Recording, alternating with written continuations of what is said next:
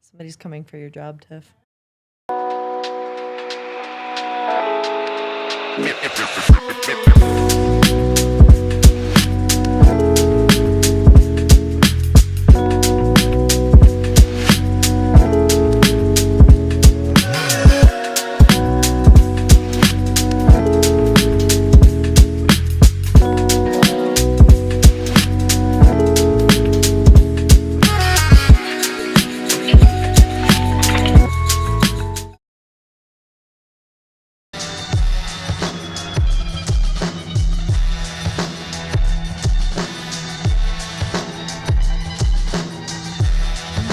Welcome in to the DNVR Avalanche Podcast, presented by Bet365, live from the Toyota Lounge and powered by your Front Range Toyota dealerships. We've got Bailey, we've got AJ, we've got Rudo coming to you live on an Avalanche off day after they dropped 8 goals on the New Jersey Devils.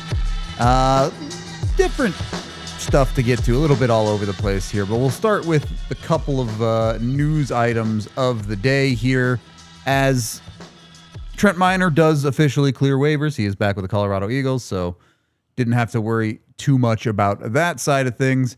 But then the conversation does become, okay, you had Mackenzie Blackwood back up for this game against New Jersey. Great. I'm not reading as much into that as maybe some people are.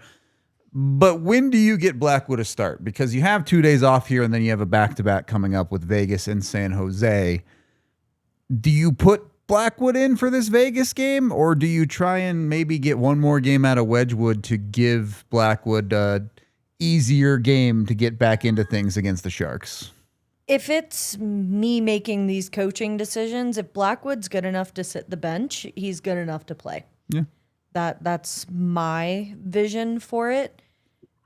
Seemingly, if you're sending Trent Miner down, Blackwood's ready to go. Yep. If he's your starter heading into this year, give him the better of the 2 games. Okay. I see no reason why, if he's good enough to sit the bench, he would not be ready enough to play a team like Vegas.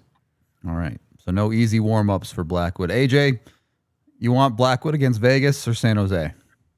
Vegas. He's your starter. Right. And frankly, Scott Wedgwood has put together 3 pretty blah performances in a row. If he had gone out and like locked it down and had a shutout last night, like you could easily make the argument San Jose is a perfect like ease Blackwood back into it type of game. Wedgwood just hasn't played very well, so and it's not going to matter. The Avs always get lit up in Vegas when they go and Nevada play this game. Day sucks. So, the Nevada Day game always is a poor experience. I don't know why they keep giving it to the Avs, but I think it's got to be Blackwood. That's your guy, and Wedgwood's play has been pretty poor. So using San Jose to try and rebuild Wedgwood's confidence a little bit, I think that's just it's the traditional path, and to me it just makes the most sense. But if Bednar decides to do the opposite of that this weekend, I'm not going to be surprised. I think we're 0 for a million on Bednar's goaltending decisions in the past couple of years. Oh, God. I don't even want to know those stats. Whatever we want him to do, he seems to do the opposite, especially with back-to-backs and his goaltender. So maybe I should stop guessing at that. But there's a reason he gets paid the big bucks Oh, to do for sure. that. Yeah, we don't, no doubt. I guess. Other bit of news, and I don't know how much longer I can keep talking about this before I'm tired of it, but Pierre LeBrun reporting on Martin Necas and the Avs working towards a contract. On one hand saying he thinks it's likely that something will get done. On the other hand saying there is a gap in the negotiations.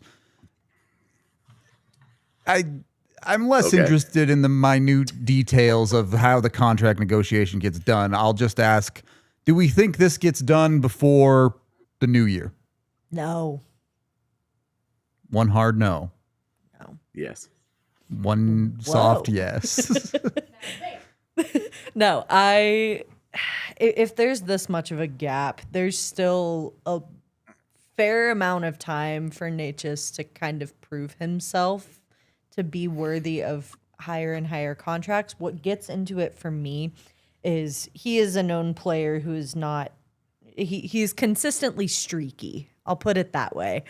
And you wonder how much that hurts a contract talk like this, or if he can fix it, can help it. So I wonder how much of a chance he takes on, proven history versus I can fix it. No, really, I can. And wondering how far that takes him. I don't see it going up until the end of the season. Like, I think it gets done before then, but it's not going to be before the new year for me. Sure.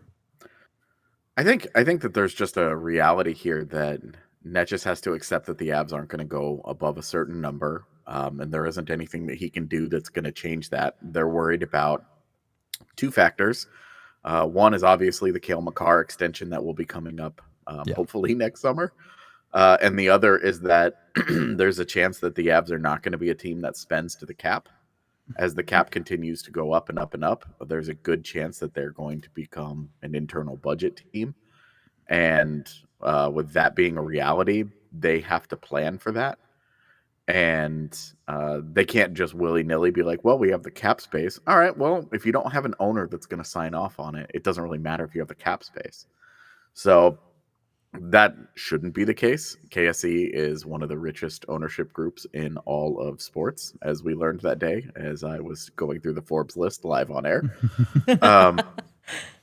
It just shouldn't be the case, but unfortunately, I'm worried that it's going to be. So I think that you have to. I think there's going to be a moment where in these negotiations, the Avs just say, "Hey, we love you. We love your fit here. Do you like it enough to commit long term at the number that we like?" And that answer is either going to be yes or no.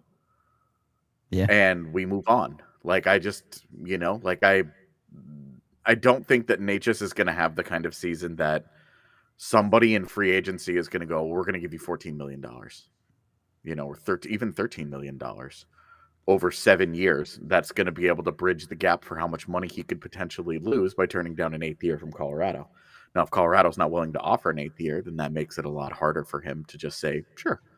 But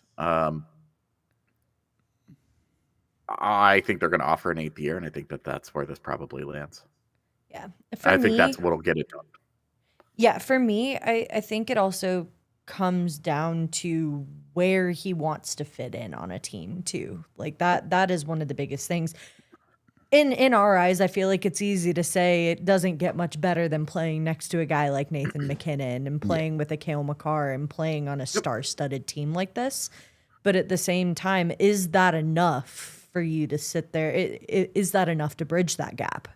Is that enough to say, I can go be a top player somewhere else, but I'm not going to have a Nathan MacKinnon. I'm not going to have a guy like Arturi Lehkonen or a Nichushkin potentially playing on my line, and I may not succeed nearly as well as I may here. Yeah, and Dallas doesn't have the money to give him. So how many different places is he going to go? Is he, Tampa Bay and Florida are cap strapped. So, Vegas signed their wing in Mitch Marner. Like, where's he going to go? A lot of these teams that the players really want to go play for have spent a lot of their money. The Avs are in the weird position now where they can spend some of this money. They've got cap space going into next year. They've got something like 20, I think, since Burns $3 million vested. I think they've got something like $22 or $23 million to spend. Like, they've got the room to do this, to comfortably do this, but they're not going to give him more than Nathan MacKinnon. He shouldn't get more than Nathan MacKinnon. He frankly shouldn't get Mikko Rantanen money, but because the cap has gone up so much so quickly, we're having a conversation where it's like, if he has a 120-point year, like, the Avs were uncomfortable giving Mikko Rantanen Nathan MacKinnon money for a reason. There are, that's going to be their quote unquote internal cap of like, we're not going to pay that guy more. I don't think that we should be having that kind of deal, that kind of conversation. I think that this conversation should be like $11 million. And even that's going to be, That's I'm like uncomfortable max. with 11. Yeah. Yeah, I'm uncomfortable with 11, but that means I'm probably like in the range of where they're going to end up, right? And I just think with Necas, what the style that they play, the infrastructure that they have, the players around him, like what are you looking for? Yeah. How much out better of can your you career? find? Right. Yeah. Right. Like, what are you trying to get out of your career? You want to be paid. You want to be loved. He didn't get that in Carolina because my psychoanalysis of this, right, is that he wants to be loved. Yep. He believes a lot in himself, and he wants a place that believes in him back. And I just, the Avalanche are going to be willing to do that. They're going to be willing to give him a very, very, very rich long-term contract. What more is he really going to be looking for? Like, we can easily have the argument over, 10 and a half, 11 and a half. Fine. That's what this should be about. It shouldn't be about does he want to stay or not. Right. Because if it's does he want to stay or not, then I think you just have deeper problems and you have to change your approach. And at the end of the day, I don't know that 500K is going to be a deal breaker either way. It shouldn't be. Not for the team and not for Necas. Yeah. Yeah. The other part of this conversation is we're not where we were on July 1st, right? There are comparables that you can realistically take out there. The Kyle Connor deal that got signed not too long ago. You can even look at someone like a Nick Ehlers from the offseason.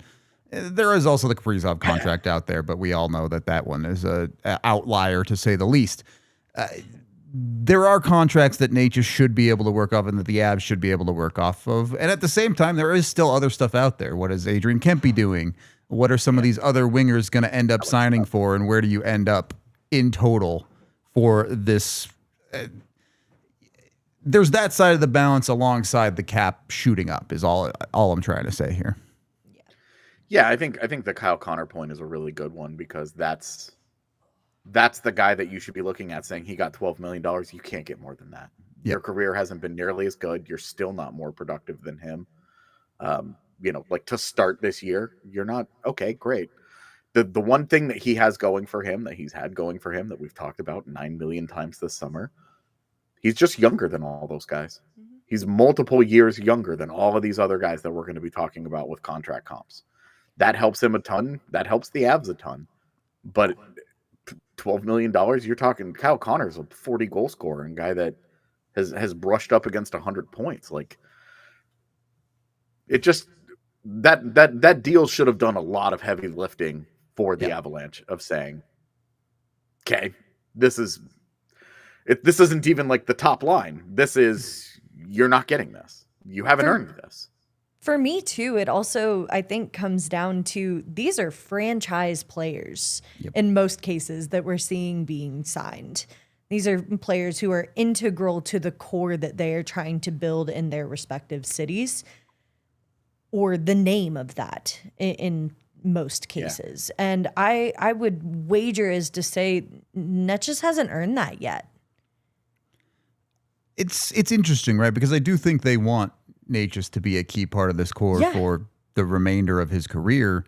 But also the conversation of any player going into Colorado is at best, you're the third best player on this team. Mm-hmm. You're not overcoming Nathan McKinnon and Cale Makar as far as your superstar level in Colorado. Nope. So if you truly want to be that superstar, you can see why maybe you wouldn't want to be in Colorado. But every vibe I've gotten from Marty Necas is he's not worried about being the number one guy. No. So I don't know that that's something that I really worry about, but it could be a factor. And again, that should be the mindset. Yeah.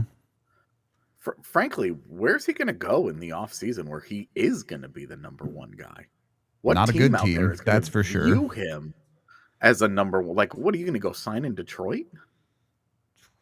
I mean, I wouldn't, but that's your plan. Yeah. You know, like it's like just be realistic here. You're in a plum situation. You're going to be able to play meaningful hockey, and you're going to get paid an absolute ton of money to do it. Mm-hmm. It's a great spot to be in. This is the same. I mean, this was all true a year ago of Mikko Rantanen. He got a little up on his toes on it, and now it's going to be interesting to see it's going to be interesting to see how the Avalanche and Necas navigate a very similar dance.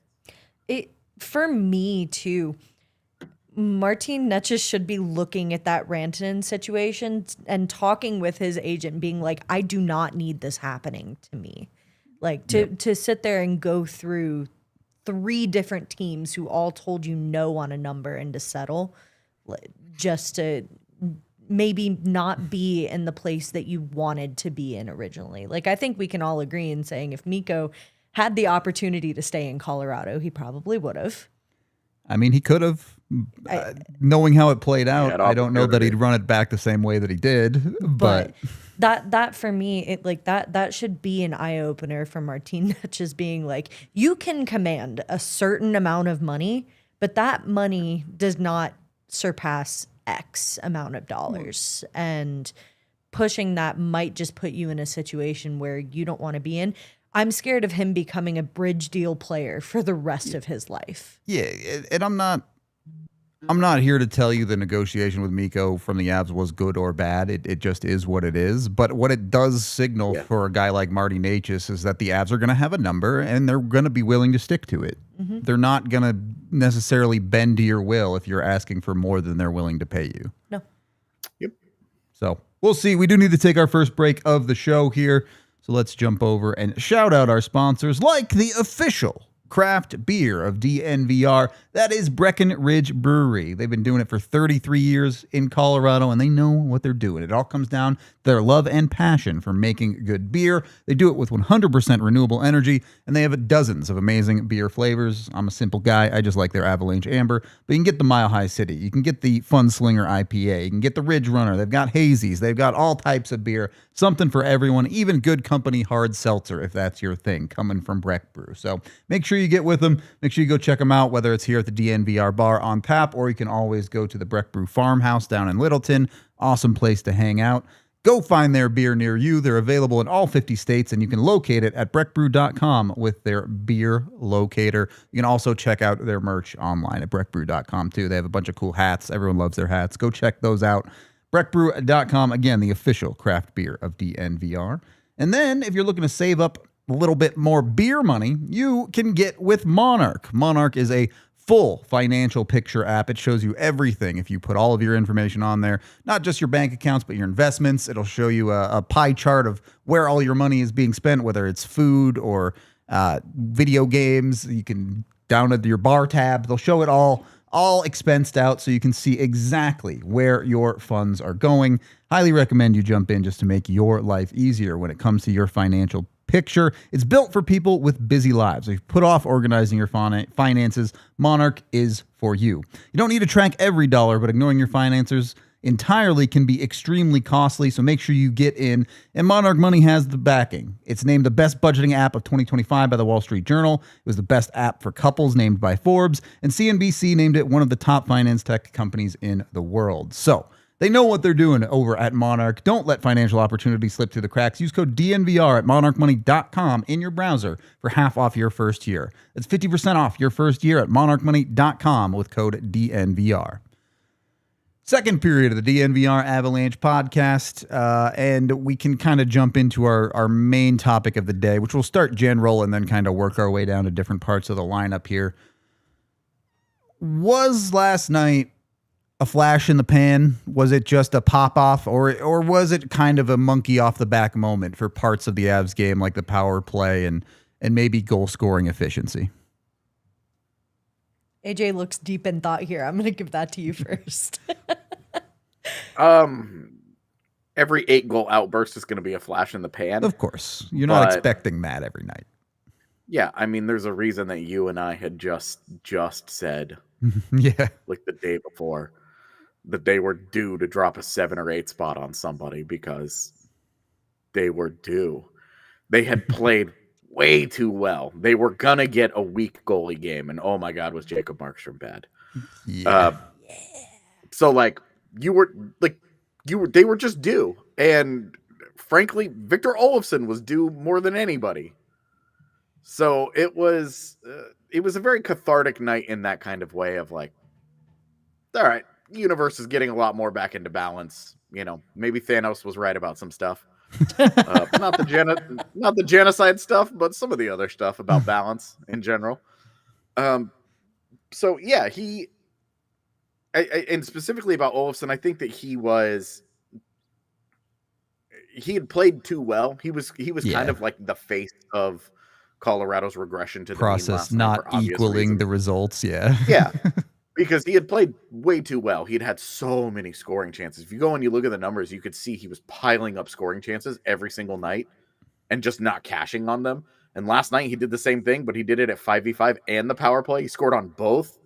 So I think that was pretty amazing. But it's really like they scored 4 goals at 5v5 last night. Yep.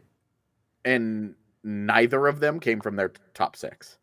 None of those 4 came from their top 6. Yeah, true. Their top 2 lines produced the only point that they got out of their top 6 last night at 5v5 was Ross Colton's assist on Parker Kelly's breakaway goal, which is a pretty wild sentence to say. Yep. Mm-hmm. Like it. So I think that it was a flash in the pan in how thorough it was. Sure. But I do think that, and the power play, its process was better. Its result was crazy. Like, yeah, you're not going to go 4 for 6. Was like, no. Yeah, Nathan McKinnon was like, "Oh, I'm done tinkering with this. I'm just going to start shooting pucks." Yep. And they found success, and that was kind of what we'd all been saying all along. Like, just shoot, man. Just see what happens if you're shooting pucks. You're giving yourself a chance to score. If you're passing pucks, you're not. And so I think that it was a much more aggressive mindset that with the puck that rocked. And I think if they can carry that over, again, you just said it, y'all said it, you're not going to get 4 for 6, but you should at least be able to start getting a consistent contribution from your power play. Yeah. Maybe that guy in the third level yelling shoot every game has a point there. I do want to talk about that, though, because there was a pretty clear adjustment in mindset from the Avs power play, right? I broke it down in my review. By the way, go check it out if you want to see a breakdown of all 12 goals from yesterday. But on multiple different power plays, I semi-jokingly talked about how the Avs should have a practice with a 10-second shot clock back before this power play breakout. And that's essentially what they had last night. You look at it, and Nathan McKinnon would get a puck, they'd get set up, and within 10 seconds, someone was shooting the puck on net. And again, not every puck is going to go in on every night, but it's not a coincidence that the Avs are shooting the puck more and it starts to go in the net on the power play. No. Last night, for me, it is a kind of culmination of everything they've been working on. And with the addition of that 1 point, they are shooting it more. Maybe that pressure's there a little bit more. That they've had those chances on the power play, and now those are finally converting. And there's something to be said about creating more of those chances. You can have 5 high danger chances in a span of 20 minutes, 10 minutes, whatever, but more chances are likely to go in if you create more of them. That is the philosophy here, and that finally came to fruition yesterday. Felt like. A shooting power play is a quality power play on most nights. I will say you have to play the right way. If you're going to be a heavily shooting power play, you need a guy like a Val Nichushkin net front to dig pucks. You need to extend those possessions off of those shots, which comes down to doing some of that hard work and also not taking the shots that are so bad they rim out of the zone and you clear on yourself. So there is a level of execution that is required there too when it comes to the Avs power play being successful. It looks so good in part because of Markstrom. I think in part at times New Jersey's penalty kill felt extra passive yesterday, but the Avs were able to take advantage of that. My question is, again,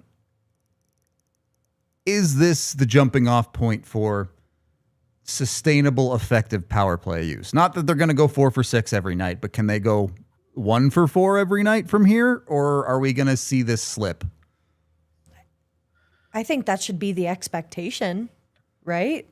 If they can convert that many times on a, semi-competent goaltender, they should be able to do that against a good goaltender every night. If they can shoot, if they can create those high-quality chances, in pressure, I think, is the biggest thing here too. Like the power play, yes, you might be a man up, but it is still a very high pressure situation where you have to create a lot of chances. You've got a goaltender standing on his head.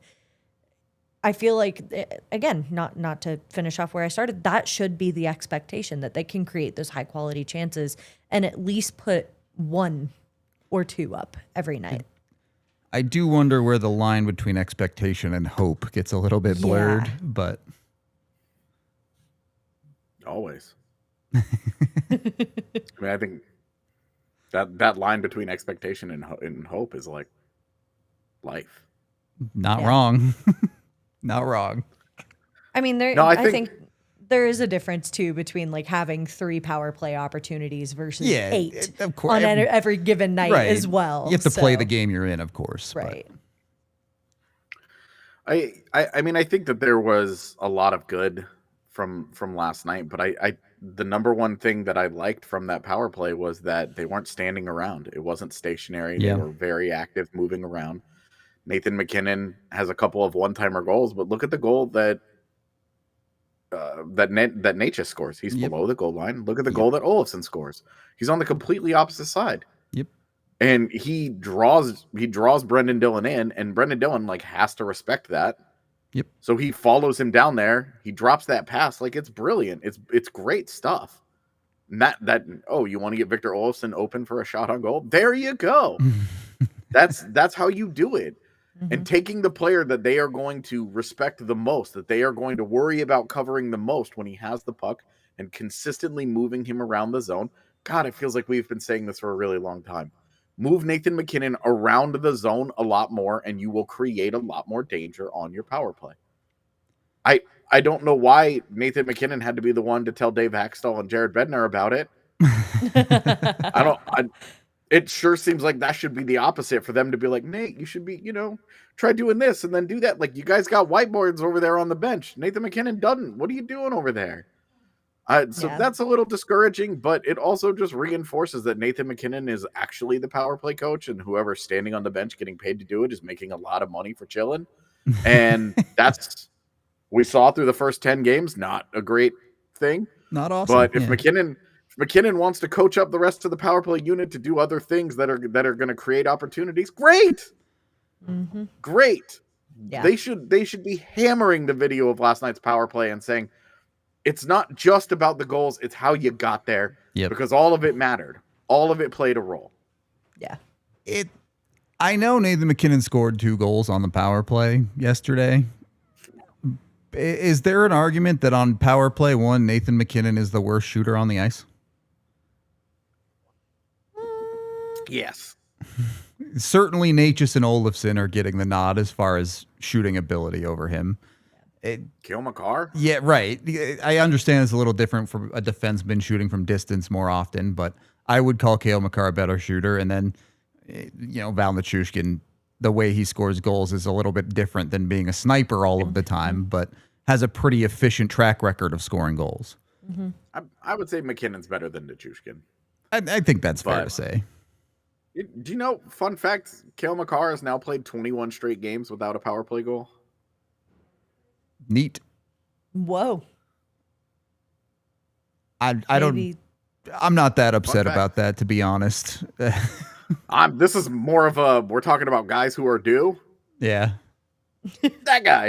With the shot that he's got too. He knows how to rip it. Every goalie's best save of the night comes against Cale Makar is what it feels like right now. Yeah. Markstrom flashed the glove on him the other night. So he had 12 power play goals last year. Yeah. He has 0. Like, he does. It's been a while for the guy. Like, if I was still allowed to bet, I would be betting on that. I bet power play point, and it hit plenty easy the other night. So that power play point, you're just spamming that thing at that point. I mean, all 4 of Makar's points were power play points. Yep. Yeah. Also, for what it's worth, even if you want Cale Makar to score more goals, I tweeted out earlier, Cale Makar has more assists than any other defenseman in the league has points. So he's doing just fine. Yeah. You're not too worried about the I was going to say, if he gets the power play goal, great, awesome, cool.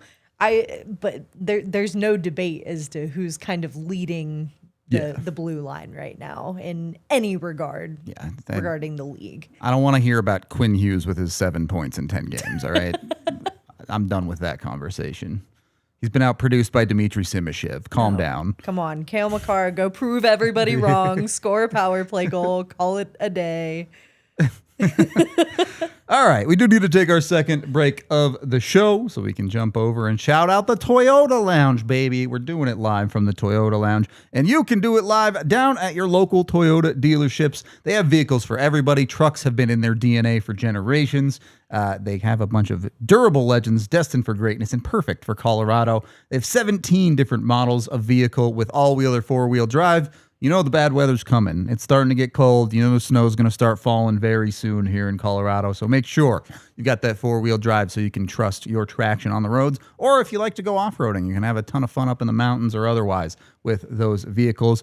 And if you're just trying to save a little bit on your daily commute, Toyota offers more low and zero-emission vehicles combined than any other automaker out there. So jump into a Toyota today. Get to your local Front Range Toyota stores, including AutoNation Toyota, Arapahoe and Centennial, Corbin Toyota and Boulder, Groove Toyota and Littleton, Mount States Toyota, Endeavor, Stevenson Toyota East in Aurora, and Stevenson Toyota West in Lakewood. Toyota, not just the official vehicle of DNVR, but the official vehicle of the Colorado Avalanche.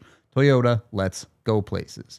And once you got yourself into a Toyota, we were just talking about it. Maybe Makar Power Play Goal is the bet to hit on Bet365.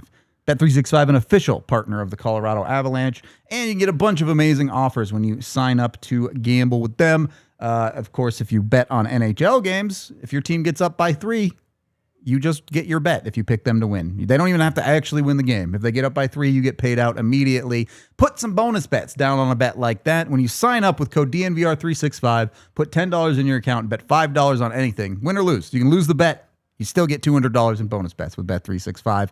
So jump in, get those bonus bets. It's like free money to bet on whatever you feel like with Bet365. If you hit the money, you got money. If you miss them, it was free money anyway. Again, jump in with Bet365 with the DNVR365 code. You can download the app with the QR code on screen. Of course, when you do gamble with Bet365, you must be 21 or older, physically located in Colorado, and if you or someone you know has a gambling problem, call or text 1-800-GAMBLER today. Third period of the DNVR Avalanche podcast. Let's talk about the defensive lapses. And I'm pretty indifferent to the Avs' bad 4-minute stretch in the game the other night because they ultimately got on the horse and took care of business and won the game 8-4.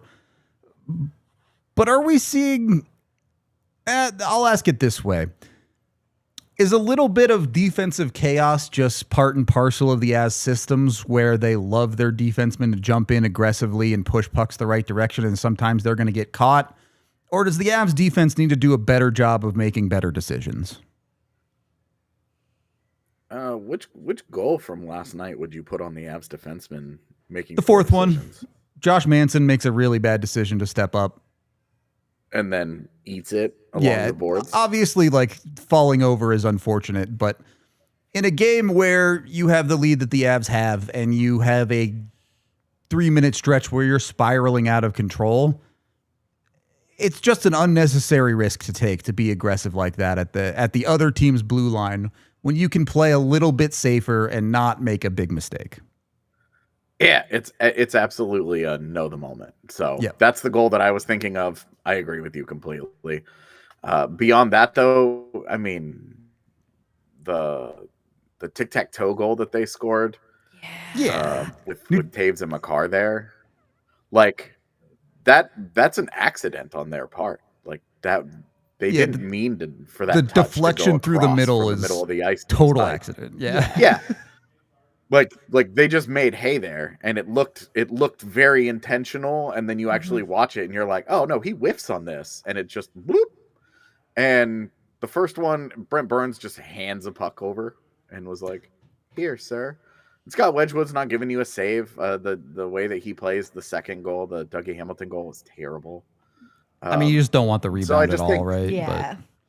Yeah, exactly. And his rebound control last night I thought was pretty bad. It was, I didn't like Wedgwood's game at all, but he made a couple of big saves on the power play that they had at the end of the second and at the start of the third. And then the Avs dropped the hammer and just said, okay, bye. and it was fine. But it was. I'm not that worried about the defense. The Avs were kind of due for a I don't even want to say a bad game, but kind of a leaky defensive game. Sure. They haven't really had a game where like a lot of the game. Yeah, they're these short stretches, right? Yeah. Yeah, there have been some stretches, and frankly, like the Devils earned a better result than they had gotten when they were down 5-0. Yeah. They shouldn't have been down 5-0. They had outplayed that score. But then the 4 minutes, it was like they converted on every single thing that came their way, and they got a little bit lucky along the way with 2 separate bounces that went for them, with the Hamilton goal and then the I think it's the third goal. Like I guess I'm just not going to make too much of it. They were a little porous at times. It was a little loose defensively beginning to end, but they were great, and they were so good offensively that it just didn't matter. Like, hey, it just didn't. So I'm not gonna bury them for a 4-minute stretch that was admittedly disastrous. But if you can recover from it and carry on, and you get the 2 points, like that's the goal, right? Like that's the point of it. So I'm not gonna make too much of that, given that defensively they've been spectacular far more often than not. Yeah. No, and it's something I said last night too, was you talk about the power play being the difference maker too. If that power play still continues to sit with a big fat donut, we're talking about a completely different game. It's another overtime loss for the Avs, probably. So that's something the Avalanche can, I think, finally be proud of, is while that lapse defensively maybe shouldn't happen, it's if you can convert in other areas of the ice, that kind of issue maybe isn't as big of a problem if you're struggling in those areas that you're not fixing. Yeah. It helps that you're in a place where I think you believe in the Avs' depth. 10 of your 12 forwards had a point last night. It's not, you look up and down your lineup and you go, okay, the Avs are capable of getting effective hockey from everywhere. Funnily enough, your top line was probably your worst line at 5-on-5 in that game, and they were awesome on the power play, so fine, no problem. But then even a guy like Nelson, who doesn't end up getting a point in that game, your second line was very effective at 5-on-5. Your third and fourth lines, obviously, unbelievable job. Oloffson's 5-point night, but you get a goal out of Bardakov, you get an assist out of Brindley. When the Avs are getting it from everywhere like that, the depth has been a conversation for most of the start of the season, but are we starting to settle into a point where the Avs now have to be respected as a true 4-line team? I mean, Nathan MacKinnon didn't even play 20 minutes last night. Yeah. Do you want a number? I would love a number. That I went and looked up before the start of the show, because I was also curious. Through 11 games last year, any guesses on how many goals the non-first line, non-power play had produced? 2. Really? 2 in 11 games? I mean, what are we even calling the first line? Because like Ross Colton was playing the first line at points at the start of the season last year. Yeah, it was Colton, McKinnon, and Rantanen really to start the season. Yeah, so I don't non first line, non power play. Real answer, I'd guess like through 11 games, 5 or 6. I'm gonna say 4. So you guys have undershot this quite a bit. It was 12. Okay. They were getting a goal again. I guess I forget that like the Vegas game at the start of the year, they had a bunch of goals and just gave up 8. Most of those goals came in games 9, 10, and 11 of last year. Okay. So the first 8 games were way worse. I was like, oh my God, this number is going to be shockingly bad. And then the last couple games saved that. Through 11 games this year, how many goals do you think the non-first line, non-power play has scored?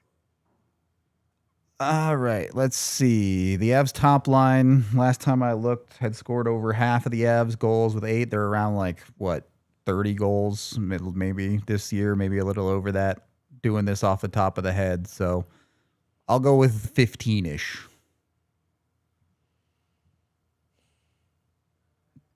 I don't know. Bailey, have a guess?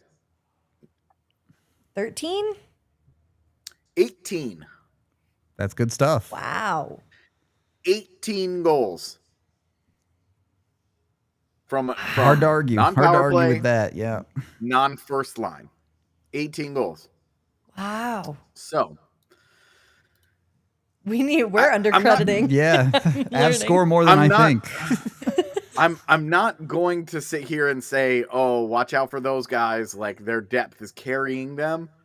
But when you look at it and you are saying that they have 41 goals in 11 games, 18 of them, just a shade under half, have come from non-power play, non-top line at 5v5. And this is coming from situations, too, where we're seeing Bednar significantly shorten the bench Yeah. in cases. Not that many of those goals are coming from, like, that fourth line or some situations, but... It is interesting. There have been times where Bednar is shortening the bench, but we also are seeing a lot more trust getting earned by that third line. So shortening the bench means you're kind of running 9 forwards instead of 6. Right. And you know, obviously your fourth line was awesome offensively last game. Worth noting, every single Avs forward in the lineup has at least a goal now, with Bardakov scoring the other night. Kivy is the only one who does it, and he's obviously hurt. So, And he played what? 5 games, yeah. Yeah, something like that. Like it was just a small number of games, and it's like that guy's going to need more than that to get on the board. Right. So it's not just that it feels like it's coming from everywhere. Nah, every Avs forward is putting the puck in the back of the net to some extent. And yeah, there's probably guys you want to start doing it a little bit more, like Brock Nelson. But when you're getting it from everywhere, you don't need it necessarily as specifically. Mm-hmm. Yeah, 14 guys right now have a goal. Yep. Through 11 games. And 8 of those guys have multiple goals. So, like, yes, individually you can look at Brock Nelson's point pace and say, I don't love that. But Victor Oloffson has 10 points in 11 games. Arturi Lehkonen has 11 points in 11 games. You know, Val Nichushkin has 8 points in 11 games. Those are your non-star players. Yep. Producing. Even further down the lineup, Ross Colton has given you 5 points in 11 games. Yep. Parker Kelly has 4. So, like, you're getting production there, right? And none of this, not even talking about the defense. Sam Malinsky's giving you 5. Brent Burns has given you 5. Like, Yep. You're getting points out of guys. It's just that it's so spread out right now that the only concentrated area you're getting a lot of points is Nathan McKinnon, Martin Necas, Cale Makar. The 3 you would expect. And then Arturi Lehkonen, third banana on the top line, and the only person in the world that Nathan McKinnon likes.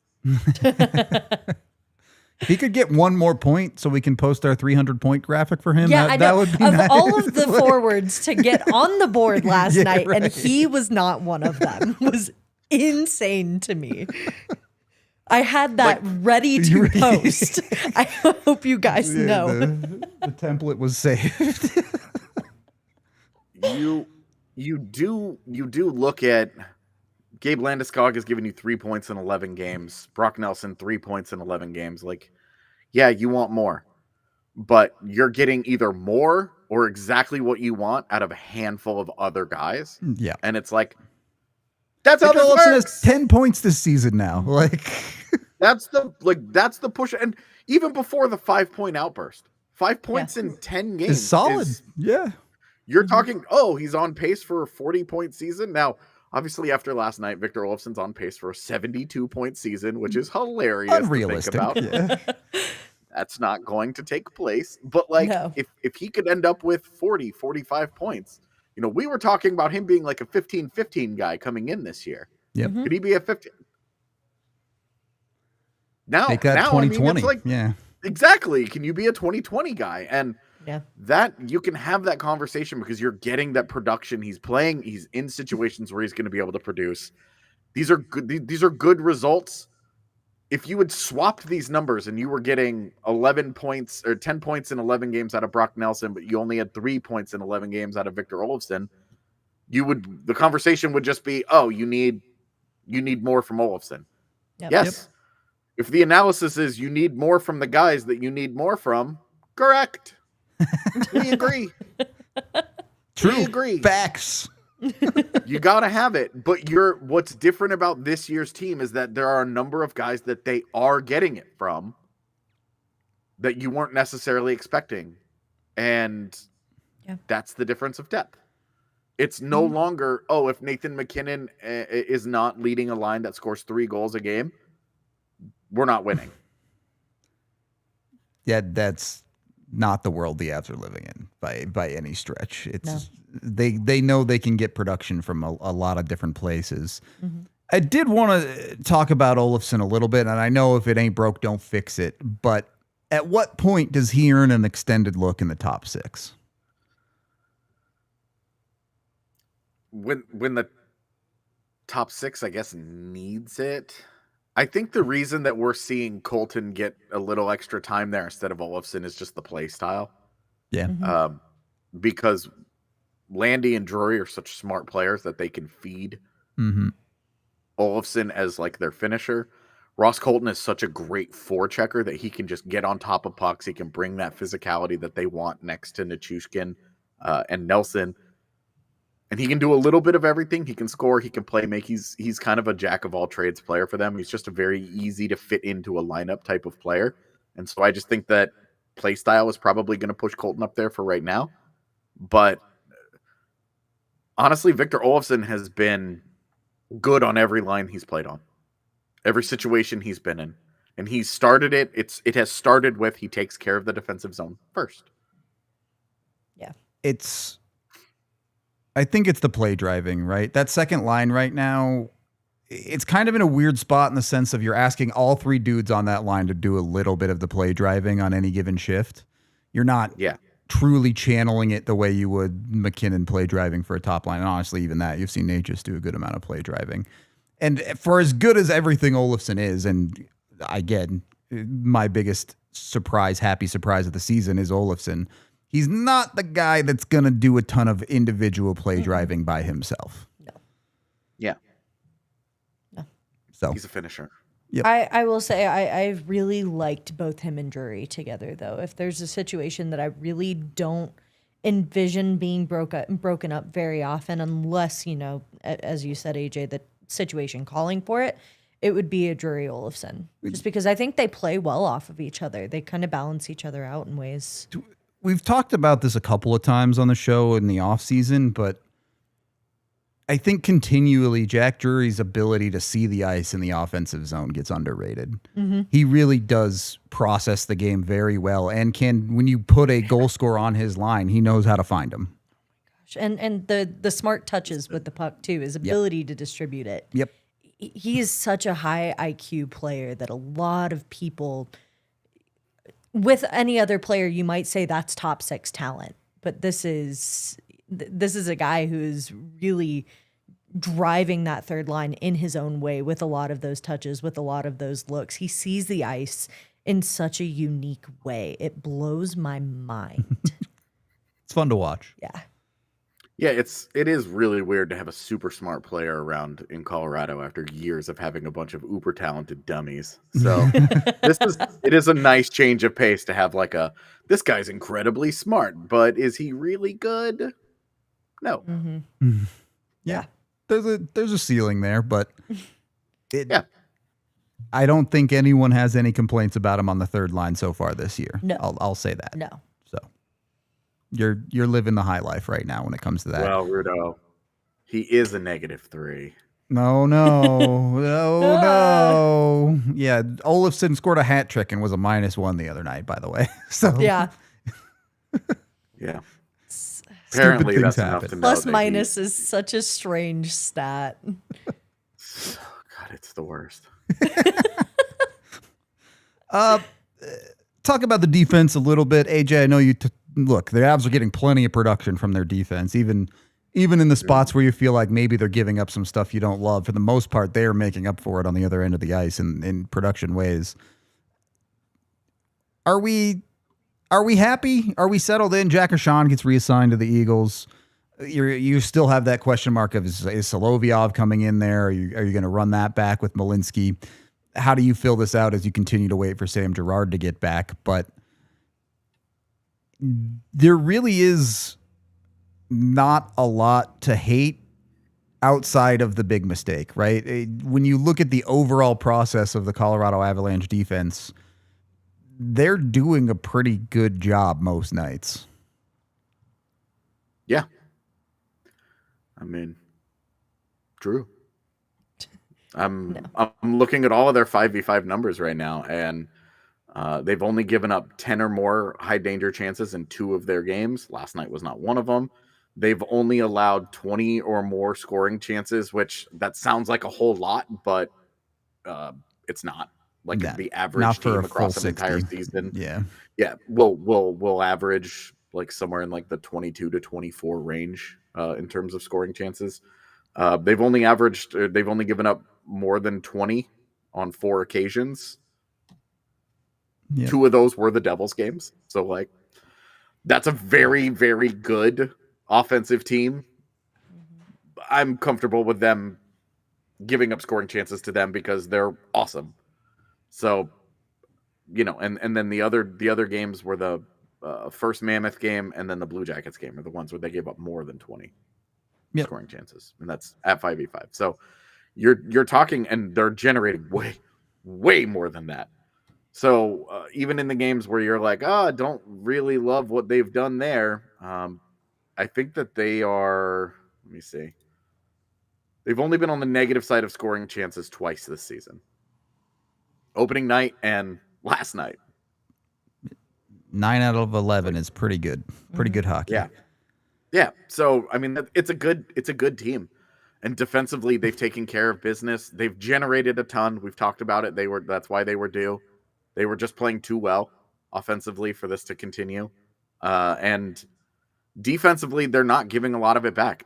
Last night was way too loose. But if last night was the norm, you have big problems. It's not. It's not even close to the norm. Yeah.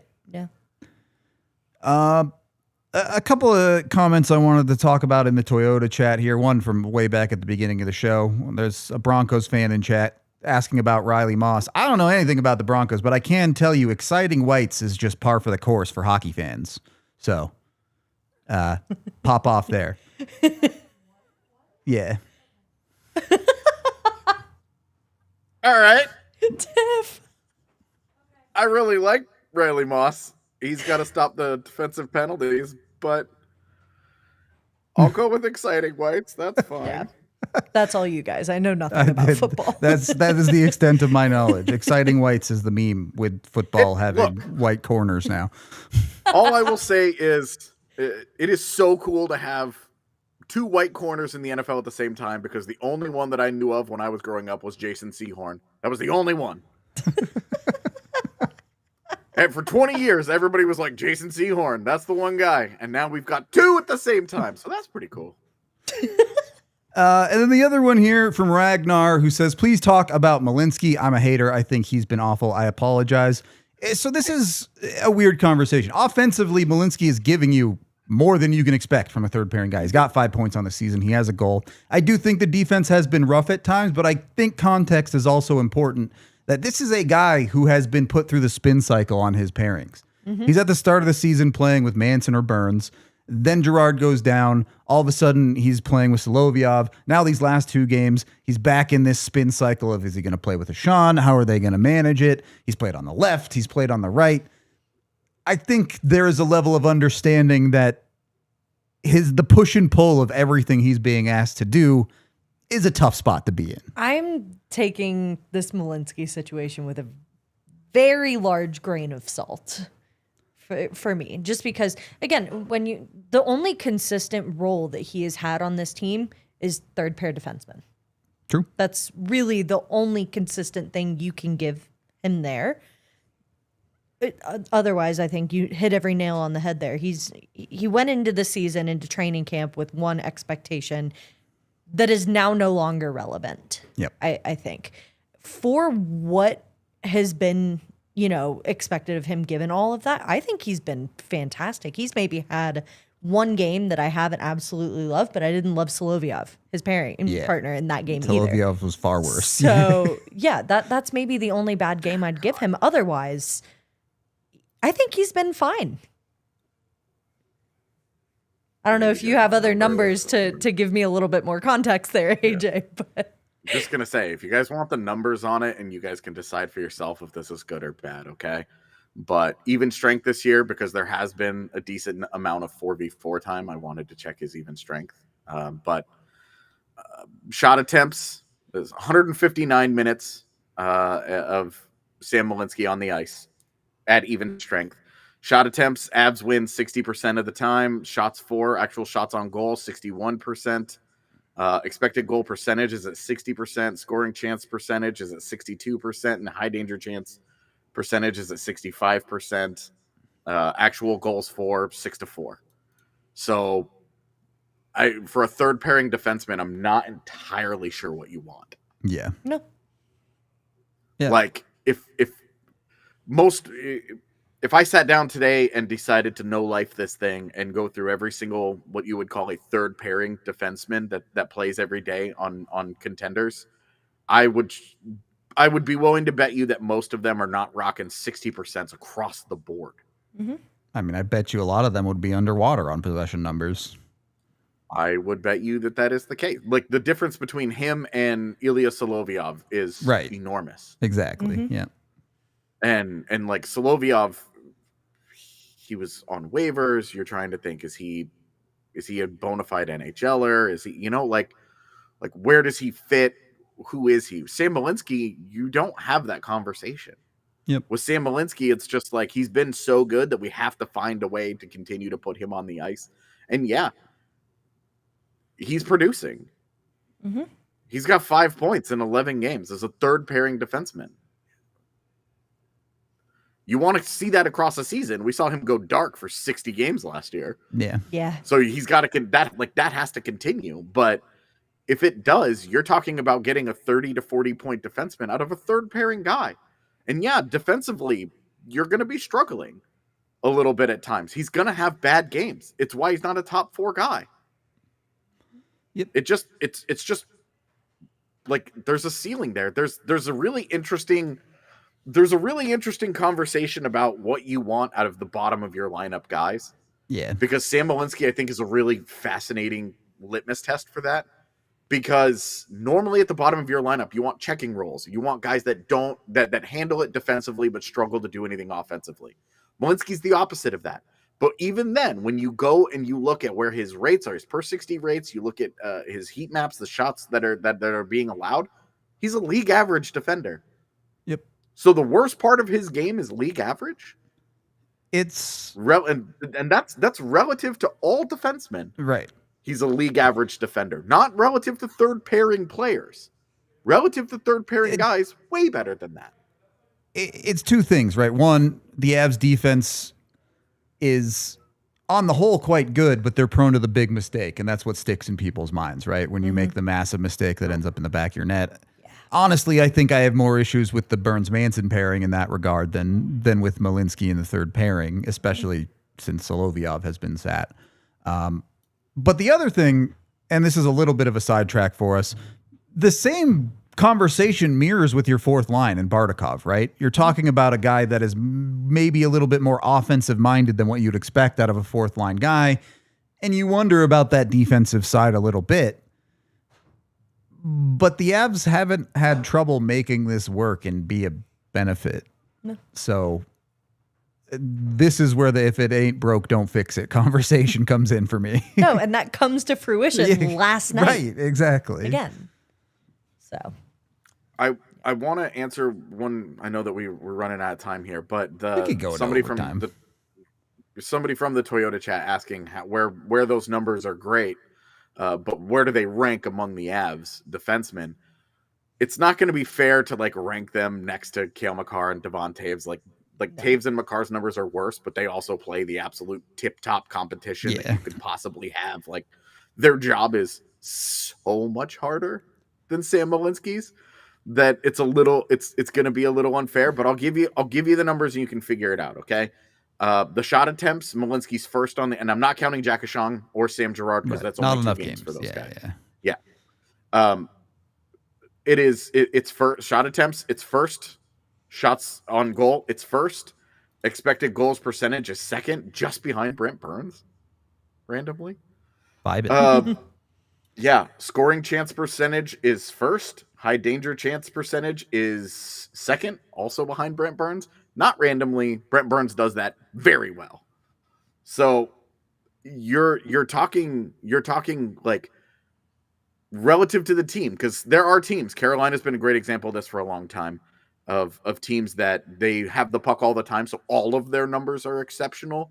Yeah. Who's like the worst of all the great numbers? Sam Malinsky's not that. It's not that case. Yep. All of Sam Malinsky's numbers are fantastic, and they're at the top of this board. Mm-hmm. So you are talking about a guy that, relative to his role, he is closer right now to a team looking at him and saying we want to play him on a second pairing than the Avalanche saying we want a healthy scratch him. Oh, I don't even think he's in the realm of being healthy scratched. No. Yeah. Me neither, but I'm just saying, stupid. like, I think the conversation is a lot closer to, like, pick a poor defensive team that needs a puck mover. One of those teams calling up Colorado and saying, we like this. Minnesota, we come wanna on give down. I was thinking San Jose, but Also you know. fair. Yeah. All right, we good? Yeah. Good? Let's get I out have of here. nothing to add. Fun off day show for us. We are going to be off tomorrow, but there is the back-to-back Friday, Saturday. More matinee madness, so gear up for that. We appreciate everyone hanging out with us. This has been the DNVR Avalanche Podcast presented by Bet365, and we'll see you Friday. We all silly like the mayor.